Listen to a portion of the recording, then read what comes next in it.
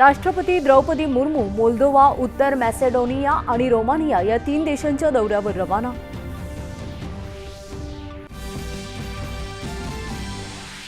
संसदेच्या उद्यापासून सुरू होणाऱ्या पावसाळी अधिवेशनाच्या पार्श्वभूमीवर आज नवी दिल्लीत सर्वपक्षीय बैठक. प्रतिकात्मक सभात्याग करून विरोधी सदस्यांचा बैठकीत सहभाग. संसदेचं कामकाज सुरळीत चालावं यासाठी सहकार्य करण्याची संसदीय कामकाज मंत्री किरेन रिजिजू यांची विरोधी पक्षाच्या नेत्यांना सरकारच्या वतीनं विनंती. 72व्या राष्ट्रीय चित्रपट पुरस्कारांची घोषणा. आर्टिकल 370 सर्वोत्कृष्ट चित्रपट, मुक्काम पोस्ट बोंबिलवाडी सर्वोत्कृष्ट मराठी चित्रपट, तर घरात गणपती चित्रपटासाठी अभय जोधपूरकर सर्वोत्कृष्ट पार्श्वगायक. जपानच्या अकाने यामागुचीला नमवून पी.व्ही. सिंधूनं पटकावलं जपान खुल्या बॅडमिंटन स्पर्धेच्या महिला एकेरीचं विजेतेपद.